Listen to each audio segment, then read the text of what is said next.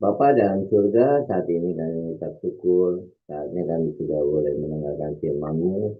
Tuhan tolong kami, urapi Pastor Paul yang membawakan firman Tuhan, dan saudara kami yang terlibat menjadi rektor. Dalam melalui firman Tuhan hari ini, boleh menjadi rema di dalam hidup kami. Demi nama Tuhan Yesus, kami boleh berdoa dan bersyukur. Amin. Amin. Terima kasih Pak Apeng. Silakan Pak Apul dimulai. Ayub 36. Berkatalah Ihul selanjutnya, bersabarlah sebentar, aku akan mengajar engkau, karena masih ada yang hendak kukatakan demi Allah. Aku akan meraih pengetahuanku dari jauh, dan membenarkan pembuatku, karena sungguh-sungguh bukan dusta perkataanku. Seorang yang sempurna pengetahuannya menghadapi engkau. Ketahuilah, Allah itu perkasa, namun tidak memandang hina apapun. Ia perkasa dalam kekuatan akal budi. Ia tidak membiarkan orang fasik hidup, tetapi memberi keadilan kepada orang-orang sengsara. Ia tidak mengalihkan pandangan matanya dari orang benar, tetapi menempatkan mereka untuk selama-lamanya di samping raja-raja di atas tahta, sehingga mereka tinggi martabatnya. Jikalau mereka dibelenggu dengan rantai, tertangkaplah dalam tali kesengsaraan, maka ia memperingatkan mereka kepada perbuatan mereka, dan kepada pelanggaran mereka karena mereka berlaku congkak. Dan ia membukakan telinga mereka bagi ajaran, dan menyuruh mereka berbalik dari kejahatan. Jikalau mereka mendengar dan takluk, maka mereka hidup mujur sampai akhir hari-hari mereka, dan senang sampai akhir tahun-tahun mereka. Tetapi jikalau mereka tidak mendengar, maka mereka akan mati oleh lembing dan binasa dalam kebebalan. Orang-orang yang fasik hatinya menyimpan kemarahan. Mereka tidak berteriak minta tolong kalau mereka dibelenggunya. Nyawa mereka dibinasa di masa muda, dan hidup mereka berakhir sebelum saatnya. Dengan sengsara ia menyelamatkan orang sengsara. Dengan penindasan ia membuka telinga mereka. Juga engkau dibujuknya keluar dari dalam kesesakan ke tempat yang luas, bebas dari tekanan ke meja hidanganmu yang tenang dan penuh lemak. Tetapi engkau sudah mendapat hukuman orang fasik sepenuhnya. Engkau dicengkeramkan hukuman dan keadilan. Janganlah panas hati membujuk engkau berolok-olok. Janganlah besarnya ketebusan menyesatkan engkau.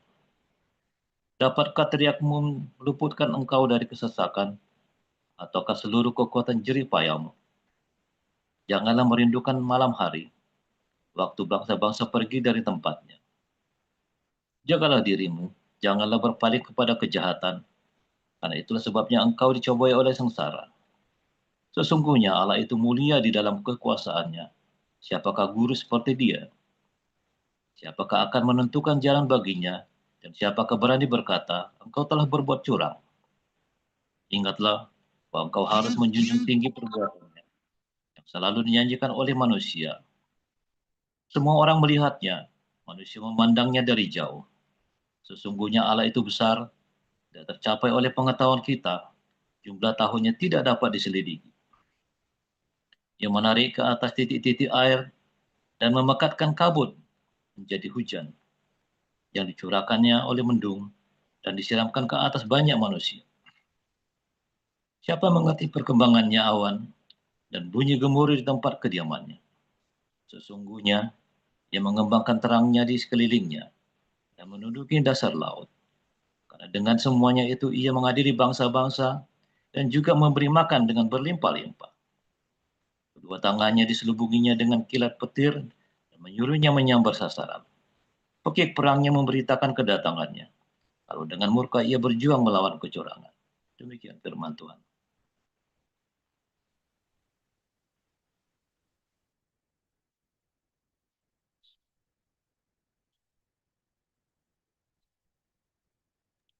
Silakan Bu Elia dilanjut. Ibrani pasal yang ketiga.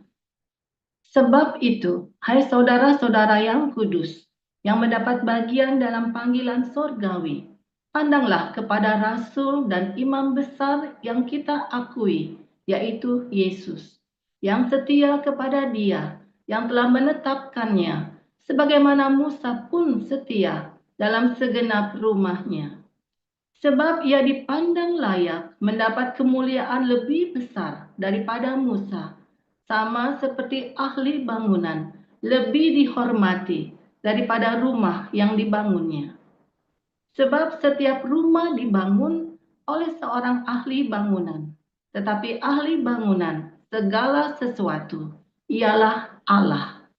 Dan Musa memang setia dalam segenap rumah Allah sebagai pelayan untuk memberi kesaksian tentang apa yang akan diberitakan kemudian. Tetapi Kristus setia sebagai anak yang mengepalai rumahnya, dan rumahnya ialah kita, jika kita sampai kepada akhirnya teguh berpegang pada kepercayaan dan pengharapan yang kita megahkan. Sebab itu, seperti yang dikatakan Roh Kudus, pada hari ini, jika kamu mendengar suaranya, janganlah keraskan hatimu, seperti dalam kegeraman pada waktu pencobaan di padang gurun, di mana nenek moyangmu mencobai aku dengan jalan menguji aku.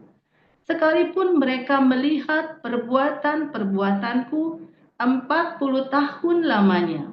Itulah sebabnya aku murka kepada angkatan itu dan berkata, selalu mereka sesat hati dan mereka tidak mengenal jalanku, sehingga aku bersumpah dalam murkaku, mereka tak akan masuk ke tempat perhentianku. Waspadalah, hai saudara-saudara, supaya di antara kamu jangan terdapat seorang yang hatinya jahat dan yang tidak percaya oleh karena ia murtad dari Allah yang hidup. Tetapi nasihatilah seorang akan yang lain setiap hari, selama masih dapat dikatakan hari ini, supaya jangan ada di antara kamu yang menjadi tegar hatinya karena tipu daya dosa. Karena kita telah beroleh bagian di dalam Kristus, asal saja kita teguh berpegang sampai kepada akhirnya pada keyakinan iman kita yang semula. Tetapi apabila pernah dikatakan pada hari ini, jika kamu mendengar suaranya, janganlah keraskan hatimu seperti dalam kegeraman. Siapakah mereka yang membangkitkan amarah Allah, sekalipun mereka mendengar suaranya? Bukankah mereka semua yang keluar dari Mesir di bawah pimpinan Musa? Dan siapakah yang ia murkai 40 tahun lamanya? Bukankah mereka yang berbuat dosa dan yang mayatnya bergelimpangan di padang gurun? Dan siapakah yang telah ia sumpahi bahwa mereka tak akan masuk ke tempat perhentiannya? Bukankah mereka yang tidak taat? Demikianlah kita lihat bahwa mereka tidak dapat masuk oleh karena ketidakpercayaan mereka. Demikian. Ya, terima kasih untuk pembacaan Alkitab oleh Pak Apul Sihaan dan Ibu Elia Pandi. Kita akan mendengarkan renungan firman Tuhan yang akan disampaikan oleh Gembala kita Dr. Joseph Pauljang, bagaimana merealisasikannya dalam kehidupan kita. Pada Pastor Paul dipersilakan. Dengan judul, maaf Pastor, judulnya hari ini Menipu Tuhan.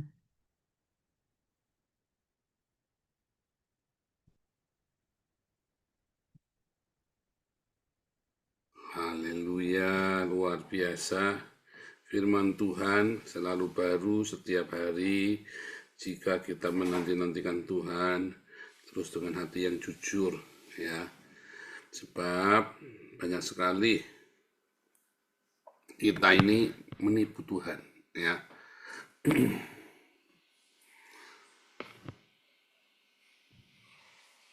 Ya, di mana nih, kok nggak mau?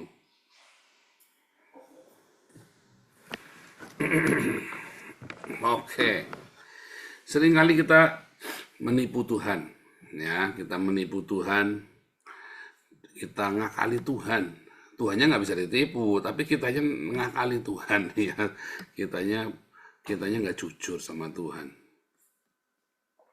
Nah, saudara, seringkali karena Anda sering mendengar, oh Tuhan itu Maha tahu, Tuhan itu yang penuh sabar, penuh pengampunan, ya saudara ya.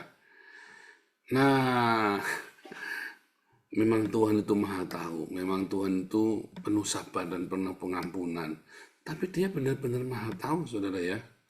Saudara, kalau ada seorang ibu ya, seorang ibu itu sama anaknya itu, ya pasti kan penuh dengan kasih sayang ya. Penuh dengan kasih sayang. Dan seorang ibu pasti lebih tahu kebutuhan anaknya daripada tetangganya. Ya kan? Nah, jadi ketika ada anak nakal, sama ibunya disabet. Tetangganya ngeliatnya apa? Jahat ibunya, kok kamu dipukulin? Loh, ibunya lebih tahu. Ya, ibunya lebih ngerti daripada tetangganya kenapa anak itu disabet. Kenapa anak itu dihajar itu ya? Ya tahu kan, ibunya tahu.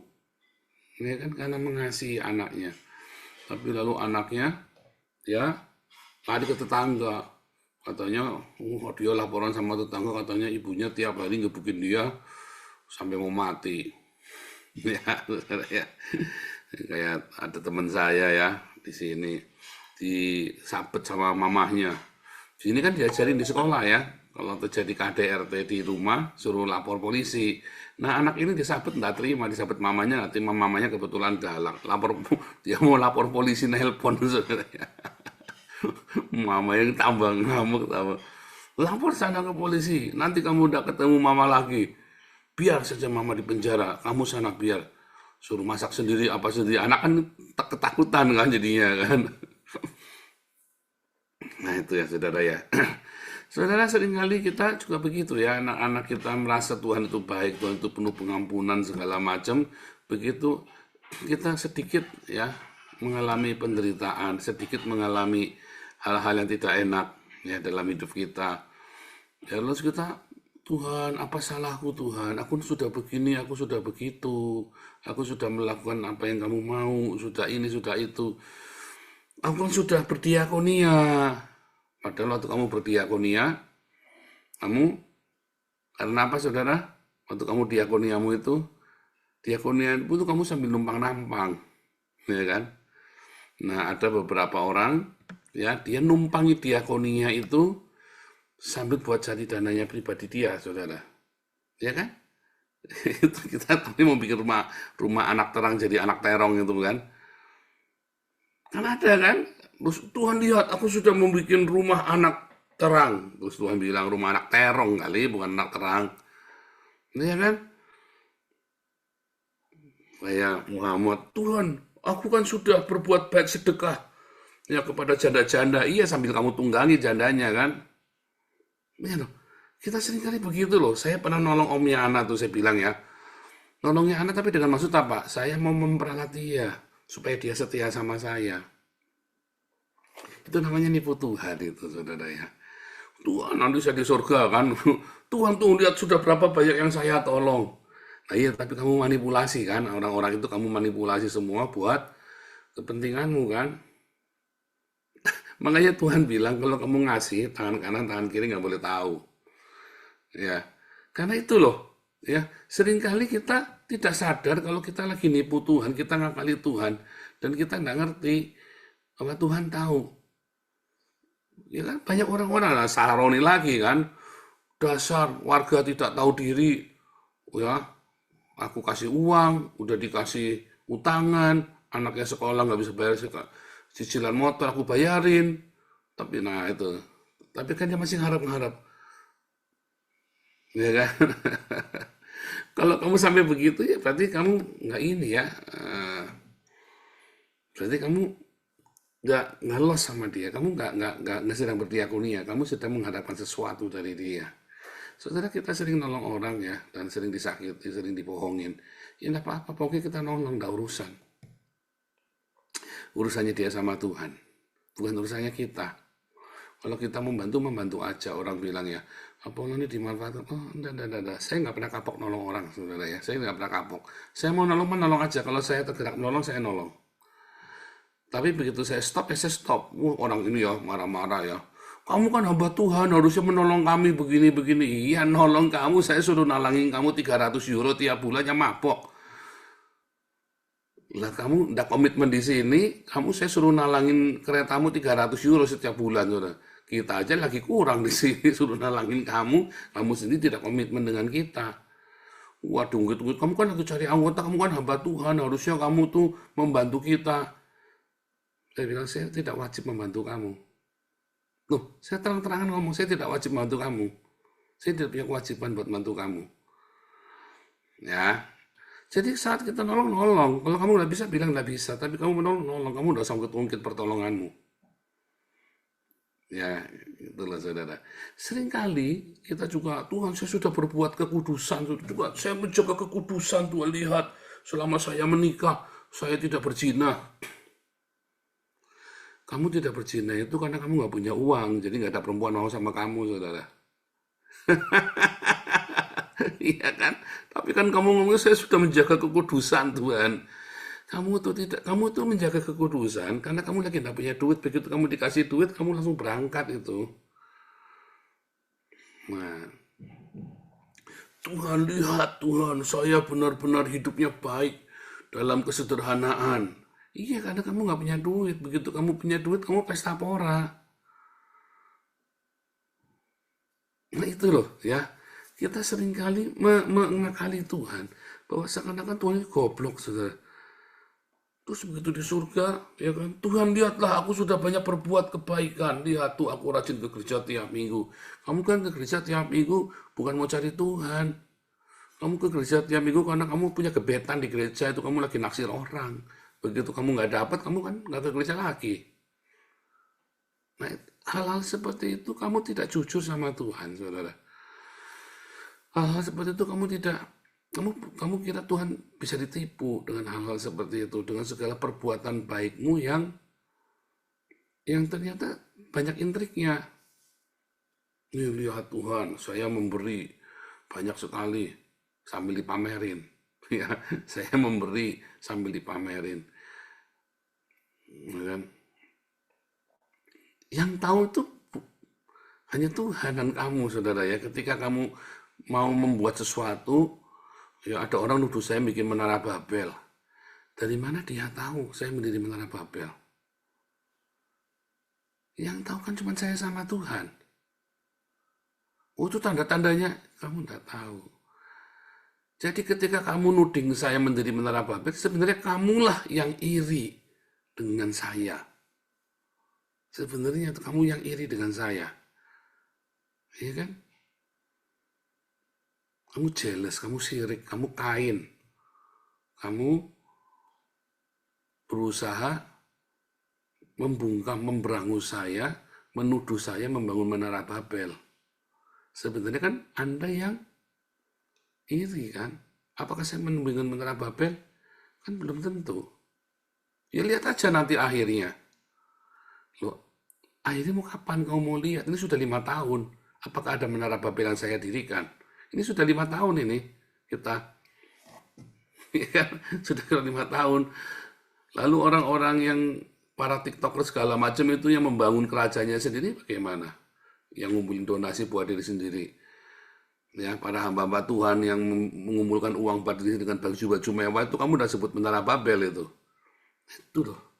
Karena kamu di sini terus kamu lihat, kamu iri. Sementara yang di sana yang jelas-jelas ngumpulin uang, kamu kagumi. Nah, itu loh saudara. Sebenarnya yang tahu itu hanya kita dengan Tuhan. Setiap perbuatan kita. Setiap perbuatan baikmu, setiap pekerjaan-pekerjaanmu yang tahu itu cuma Tuhan dan kamu. Ya, dan kamu tidak bisa menipu Tuhan karena dari buahmu kamu tahu nanti dari buahnya. Ya, dari buah pelayanan kamu. Nah, itu buktinya Pak Paul nggak ada yang suka itu. Saudara, kalau orang baik itu nggak ada yang suka. Di mana-mana, ya, orang baik itu tidak disukai. Serius, Nabi mana ada yang disukai sih? Iya kan? Saya punya sahabat seorang nabi. Itu nabi palsu, saudara. Kalau ada seorang nabi dan dia banyak fansnya, berarti dia nabi palsu. Percaya saya, tidak ada nabi disukai. Yesus saya bilang, tidak ada nabi yang dihormati di rumahnya sendiri, di kotanya sendiri. Tidak ada. Nabi itu suaranya didengar oleh seluruh dunia. Tetapi orang nggak suka sama dia. Iya kan? Karena kan mengancam kestabilannya orang-orang. Apa yang kita lakukan di Den Haag ini mengancam perpuluhannya gereja-gereja. Ya, sampai orang-orang pada bilang ya jemaat-jemaat, Pak Paul itu malah nggak kolektor ya. Kalau pendeta kita kok malah mintain duit tiap minggu ya. Pengumuman minta duit. Pak Paul itu malah ngasih uang ya, ngasih makan. Loh, ini saya bukan lagi menyombongkan diri sendiri, ini saya lagi cerita Anda. Nah, pendeta, makanya orang-orang pada nggak suka sama saya kalau lagi mau dagang. Karena saya nggak usah banyak ngomong, mereka tahu dan loh, kok nggak ada kolektor? Loh, kok kita dikasih makan? Ya kan? Loh, saya pelayanan kok malah dikasih uang. Orang datang pelayanan, kalau di gereja-gereja lain malah dimintain duit suruh urunan. Ya, kalau di kita malah dikasih uang pelayanan. Loh, karena saya menghargai orang. Saya menghargai kalau orang punya skill. Volunteer, tapi saya nggak suka memperalat orang. Nggak suka memanipulasi mentang-mentang volunteer. Kayak Alengso ya, mentang-mentang volunteer, mau ditekan-tekan sekaruan, nggak karu-karuan. Mau diperas tenaganya kan, gratisan kan. Nggak bisa begitu. Nah, ngerusak pasaran. Jadi saya itu ngerusak pasaran, makanya orang tidak suka sama saya karena saya ngerusak pasaran. Dulu. Nah, itu saudara ya. Nah, saudara, banyak sekali ya. Kalau kamu lebih suka sama orang yang disukai orang banyak, ya, tapi itu para rasul itu disukai. Oh, salah saudara. Para rasul itu banyak musuhnya, dimusuhi. Tetapi komunitas itu disukai banyak orang. Loh, komunitas kita nyatanya sekarang dari 20 orang embun pagi ya, kita selama 1 tahun 20 orang, sekarang 146 orang loh. Kadang-kadang 180. Tambah banyak kan? Loh, kalau Anda nggak suka kan Anda dari sini kan? YouTube kita paling stabil loh, walaupun sudah pada habis kita tetap di situ loh. Orang mati timbul tenggelam kita masih. Saudara, kalau Anda dekat dengan saya, ya inilah saya. Kalau Anda punya kepentingan yang berbeda dengan kita, pasti Anda tidak suka saya. Kalau Anda ingin uangnya yayasan, mau ngerampok, pasti Anda tidak suka sama saya. Entah kenapa selalu ketahuan orang-orang yang mau ngerampok ini. Itu loh. Ya. Kan satu-satu sudah terbuktikan, kita buktikan. Nah, itu ya. Ada hal yang penting. Ya, ketika kamu di padang gurun, saudara, kamu jangan ngurusin orang lain. Urusilah dirimu sendiri. Di padang gurun itu kamu jangan menghakimi, nuding-nuding orang lain. Di padang gurunnya kamu fokus sama Tuhan. Kamu fokus sama Tuhan, kamu urusin Tuhan. Setiap orang punya tanggung jawab sendiri sama Tuhan. Jangan sampai kamu tidak taat, jangan sampai kamu memanipulasi Tuhan. Karena orang-orang yang tidak beres hatinya ini tidak akan masuk tanah perjanjian. Kasihan. Kasihan kamu, kasihan anak-anakmu. Kalau sampai kamu tidak lulus di padang gurun. Kasihan. Jadi di padang gurun itu saatnya kamu hidup tulus, hidup benar. Dimurnikan, dihajar ya. Di padang gurun penuh dengan penderitaan, penuh dengan kesulitan. Itu sebetulnya buat kamu, bukan buat orang lain. Kok aku gini amat sih hidupnya? Nah, itu dia. Setiap perbuatan adalah sebuah reaksi dari padang gurunmu. Maka reaksi itu akan menghasilkan reaksi, respon-respon yang lain. Sehingga akhirnya kamu merasa sial di padang gurun. Padahal anak-anak yang lahir di padang gurun, ya, karena mereka diajar, mereka lihat mujizat tiap hari. Maka mereka dari bangsa budak menjadi laskar, menjadi tentara.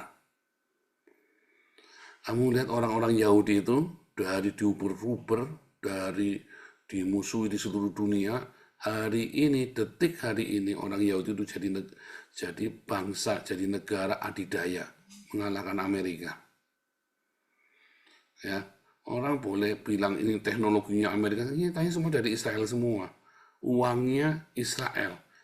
Orang Yahudi lah yang men-set up Wall Street. Yang men-set up sistem keuangannya Amerika itu orang Yahudi. Ya, pada kenyataannya orang-orang ini dari penderitaan yang luar biasa, dari suffering yang luar biasa, karena mereka tidak cengeng. Mereka tidak pernah merasa mapan. Katanya orang-orang Yahudi ini ya, kami itu tidak pernah merasa, oh ini kami sudah mapan. Enggak. Kenapa? Hari ini mereka tinggal di Frankfurt, merasa mapan. Besok bisa tiba-tiba terjadi gejolak, keluar dekret, harta mereka dihabisin. Dimiskinkan tiba-tiba dalam satu malam. Mereka tinggal di Perancis, sudah bersahabat dengan Raja Perancis. Tiba-tiba Raja Perancisnya kerasukan setan, saudara. Dirampas, pogrom itu ya. Perang salib itu kan nggak punya duit kan Raja Perancis kan. Mau ngirim pasukan nggak punya duit. Duitnya orang Yahudi dirampas. Tapi hari ini mereka menjadi orang yang adidaya, bangsa adidaya.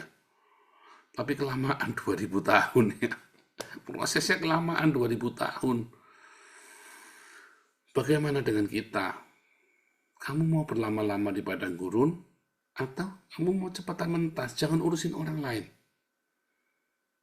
Jangan urusin orang lain, saudara. Jangan urusin apa yang orang lain bikin. Kamu fokus, kayak Yosua sama Kaleb. Dia tidak menghakimi teman-temannya yang tidak percaya. Dia tidak menghakimi. Ya, bahkan malah dia mau dikeroyok sama yang gitu kan. Tapi dia tidak urusan, pokoknya saya fokus, Yosua dan Kaleb. Maka dua orang ini masuk ke dalam tanah perjanjian. Kalau kamu ngurusin urusannya orang lain terus, kamu tidak bisa masuk tanah perjanjian, saya jamin itu. Akhirnya kamu kayak Kain, kepo. Kenapa kamu kepo? Karena kamu tidak punya iman. Sebetulnya kamu sudah gugur. Berhenti urusin orang lain. Fokus dengan yang sedang kamu kerjakan. Berhenti kamu menghakimi orang lain, ngocehin orang lain. Fokus kamu. Ya, kamu fokus dengan Tuhan. Karena ada banyak sekali yang kamu harus perbaiki, yang harus kamu eksplor diri kamu, yang kamu harus introspeksi, yang kamu harus selalu perbaiki di padang gurun.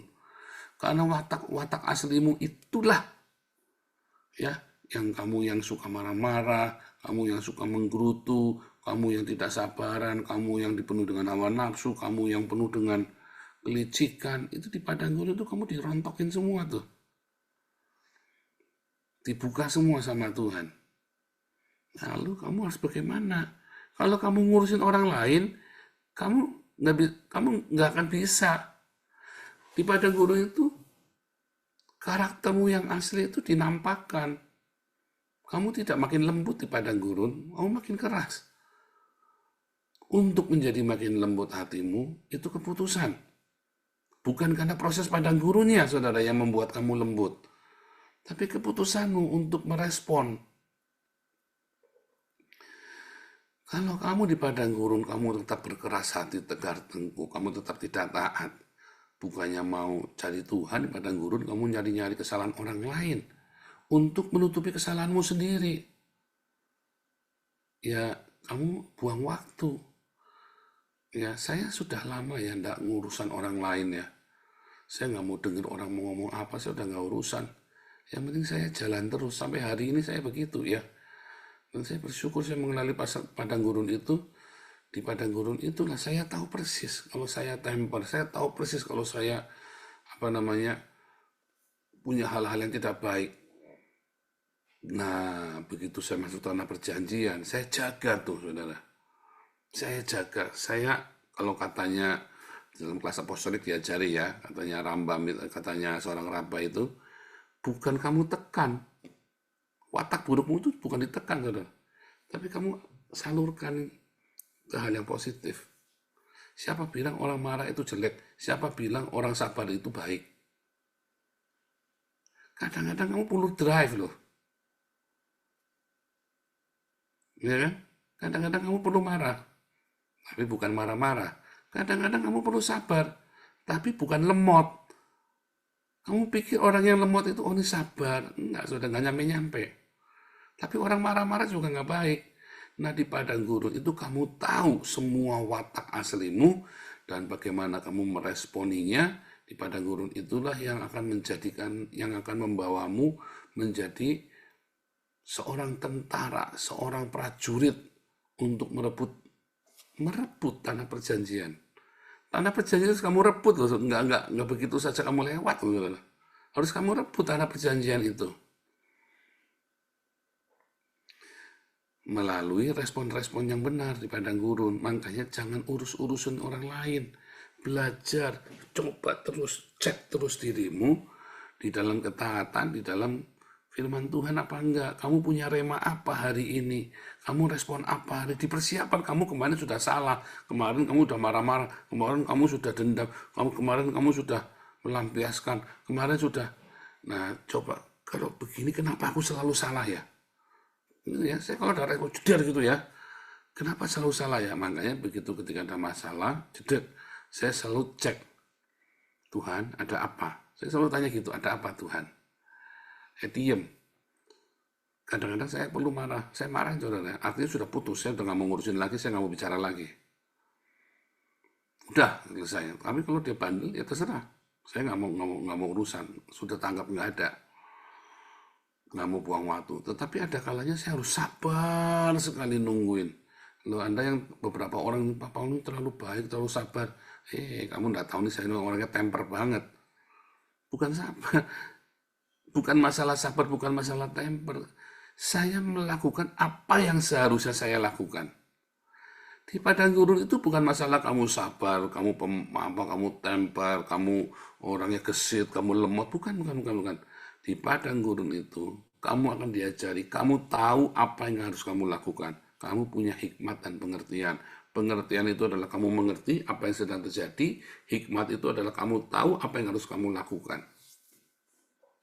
Tetapi kalau di padang gurun kamu sibuk ngurusin orang, akhirnya kamu degil, bebal. Kamu sendiri nggak sadar kamu lagi ngapain. Kamu nggak ngaca, kamu ngurusin orang lain. Akhirnya kamu nggak nyampe. Mati di padang gurun. Karena ketidaktaatanmu, padahal sepele sekali. Tuhan kenapa dulu nggak ngerti ya? Iya, karena kamu sibuk ngurusin urusan orang. Ya. Saya pernah menyesal satu hal ya, bukan menyesal yang dalam bukan, tapi waktu saya mau menikah sama anak, saya ini kan suka bikin acara bagus. Saya kalau bikin acara mesti bagus, saudara ya. Kalau bikin acara itu namanya art director. Saya kalau jadi art director itu bagus. Bikin event, bikin apa, mesti bagus. Nah, waktu itu kita dalam tekanan ya, dari full timer, enggak karu-karuan ya. Waduh, jadi padahal Pak Gembala sudah bilang, kamu fokus dengan pernikahan kamu fokus dengan pernikahan kamu. Akhirnya saya ngurusin ini, ngurusin itu, ngurusin apa, karena saya ingin pembuktian. Saya lupa, saya mempersiapkan pernikahan saya dengan baik. Musik yang baik, saya bisa bikin musik yang baik untuk konser segala macam. Tapi begitu untuk pernikahan saya sendiri, musiknya tidak karu-karuan. Wah, saya tuh nyesel sekali itu ya. Nyanyi wedding song aja, tidak karu-karuan nyanyi wedding songnya. Mungkin tidak karu-karuan waktu itu ya, waktu di Salatiga itu saya menikah itu, padahal saya bisa persiapkan. Karena sibuk ngurusin urusan orang waktu itu. Padahal saya sudah diingetin, kamu fokus dengan pernikahan, kamu siapin yang benar. Sudah diingetin bolak-balik sama Pak Gembala. Waktu itu karena saya sibuk, masih muda ya, kepancing ya, emosi ya. Tapi kan jangan berkali-kali dong. Anda sekarang ada di padang gurun, jangan ngurusin orang lain. Coba, setiap kali ada kejadian, orang begitu, ya udah biarin saja. Ya saya sering tegur beberapa orang dari kalian ya, gak usah diurusin ya, urusin punyamu sendiri. Akhirnya kamu menghakimi orang lain, kamu sendiri nggak beres. Kamu nyadar nggak kamu nggak beres menghakimi orang lain? Kadang saya mau ngomong nggak tega ya ngomongnya ya. Kamu aja hidupnya nggak beres, kamu menghakimi orang lain. Kadang-kadang saya mau ngomong begitu loh saudara. Jengkel liatnya ya. Kamu aja hidupnya nggak beres kok ngomongin orang lain. Cuman kan kasihan nanti dia kecil hati. Nanti orang-orang kecil hati kan kalau saya ngomong begitu kan kasihan saudara ya. Dia lagi membangun, tapi masalahnya tuh jadi ngurusin orang lain kayak Kain sama Habel itu loh. Dia jadi ngurusin orang lain. Karena apa? Karena dia sendiri hidupnya nggak beres. Maklum, karena dia sendiri nggak beres, dia bukannya membereskan urusan dia, tapi malah menutup dengan mencari kesalahan orang lain supaya dia ketidakberesnya jadi kelihatan baik. Iya kan? Hidupnya dia nggak beres karena dia ngowerin punya orang. Jadi kamu pikir orang udah ngeliat kamu. Itu kebodohan loh. Tapi orang melakukan seperti itu, kamu hidupnya nggak beres, kamu hidupnya masih belum benar, kamu ngurusin orang lain, sementara orang lihat kamu enak, kamu tuh kayak apa ya, petakilan gitu ya, sementara kamu itu hidupnya belum beres, kamu ngurusin orang lain yang orang itu udah beres, orang itu udah beres, orang itu udah beres, kamu aja nggak beres hidupnya. Hati-hati saudara ya, hati-hati. Akhirnya kamu nggak kelar-kelar, padang gurunya muter-muter, capek. Loh, saya juga ngalamin sama kan tak ceritain tadi saya banyak kesalahan-kesalahan juga. Cuman saya 4 tahun saja padang gurunya, jangan lama-lama. Begitu sadar, pinter cepet, saya udah nggak ngurusin orang lain, saya fokus dengan sendiri. Ada pendeta dosa, ada pendeta Cina, saya nggak urusan, saudara. Saya fokus dengan urusan sendiri. Pak Paulus sering ngelitik Gilbert, cuman Gilbert kan ikon di kita saudara ya. Gimmick icon. Kalau ada patung-patungan, ya, Gilbert itu kayak patung dakotanya kita di sini. Gilbert itu adalah sebuah sosok antagonis, ya bukan Gilbert yang itu, tapi Gilbert itu pokoknya ada sosok antagonis. Sama seperti Anda kalau menyebut orang Saduki, ya itu ya. Sama seperti kalau Anda kalau dari para teolog ini kayak orang Farisi. Nah seperti itu loh saudara. Cuma kebetulan kita punya nama, kita kasih nama Gilbert. Saya kalau punya anjing juga pun tak kasih nama Mo ya. Muhammad maksudnya ya. Mau kasih Mo, come here. Gitu ya, sudah keren kan. Nah, itu maksudnya itu untuk ikon ya, bukan Gilbert yang itu. Cuman karena kebetulan ya dia akrobatnya banyak, jadi bagus buat ikonnya kita. Nah itu begitu saudara. Jadi di padang guru kamu jangan ngurusin orang lain. Uruslah dirimu sendiri, fokus. Ya, fokus dengan dirimu sendiri. Nanti kamu nyampe, perbaiki. Fokus diri itu bukan meratapi, tapi salah perbaiki. Tenang saja saudara. Ada banyak waktu untuk memperbaiki. Tapi cepat. Salah perbaiki. Tiba-tiba kamu benar. Ya, firman Tuhan kamu lakukan. Pertama kamu salah. Kok aku melakukan firman Tuhan nggak benar? Oh ternyata aku bacanya salah. Banyak orang salah baca Alkitab ya, saudara ya. Banyak orang salah dengar khotbah. Disuruh megang mobil Ferrari, dipegangin terus ya. Salah, saudara. Kamu salah. Ya kan? Padahal kan Tuhan janji memberikan yang kamu perlu, bukan yang kamu inginkan. Nah, banyak orang salah. Nah, itu namanya kamu salah baca firman Tuhan. Allahku kan mencukupi keperluanku menurut kekayaan dan kemuliaannya. Tapi Pak, kata firman Tuhan, mintalah apapun. Kalau firmanku di dalam kamu dan kamu tinggal di dalamku, mintalah apa saja. Suruh minta apa saja. Tapi ada syaratnya kan di depannya, firmanku di dalam kamu dan kamu di dalam aku. Apakah firman Tuhan Yesus remanya sudah di dalam kamu? Ya, sudah dong Pak. Nah, kalau remanya Tuhan Yesus sudah ada di dalam kamu enggak mungkin minta Ferrari, saudara. Tidak mungkin kamu minta mobil mewah, tidak mungkin kamu minta barang-barang mewah, tidak mungkin kamu punya ambisi-ambisi yang tidak berkenan. Pasti kamu lebih, ya Tuhan daripada aku beli mobil mewah, mendingan uangnya buat diakonia. Kan begitu saudara. Itu kan contoh begitu ya. Toh daripada mobil Ferrari, kenapa sih nggak pakai Avanza saja? Itu loh, kan ngotot ya. Beli mobil mewah, ya itu kan pilihanmu sendiri. Ya kan, ini supaya saya kelihatan diberkati, ya karepmu saudara. Nah itu, ya Akhirnya kamu ngotot, kamu menyusahkan diri dengan karena ingin kaya, maka orang menyusahkan dirinya dengan berbagai-bagai kesusahan. Nah, di padang gurun itu kamu diajarin, oh iya ternyata salah ya, aku diajarin, sekarang mengerti. Diulangi lagi, diulangi lagi, diulang lagi, jadilah rema. Kan diulang-ulang, dafar yang diulang-ulang, dafarim. Ya, kitab ulangan itulah, jadilah rema.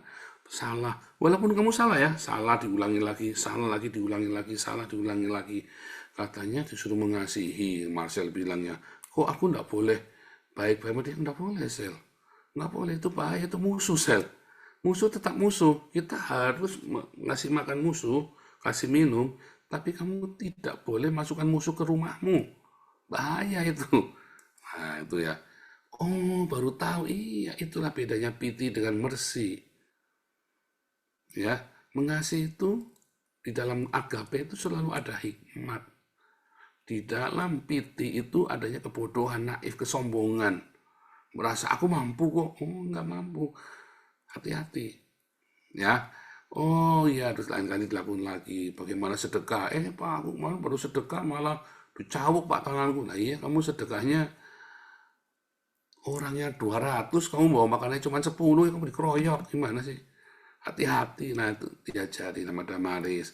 Makanya bergabung dengan Damaris, kalau kamu belum ngerti ya kamu nyumbang dulu, belajar nyumbang, kamu lihat ikut Damaris aktivitasnya di dapur umum. Itu Bu Dinda seneng tuh kalau kamu datang volunteer bantu. Ya, tentu kita ada yang dibayar ya, ada orang-orang yang kerja di situ dibayar. Tapi kalau kamu datang bantu volunteer, kita seneng. Ya. Dan banyak sekali ya caranya ya, bagaimana kamu bisa belajar mempraktekkan firman Tuhan.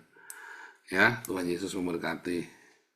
Intinya, jangan nyampurin urusan orang. Urusi urusanmu, belajar fokus di padang gurun, respon yang benar. Ya, Tuhan Yesus memberkati.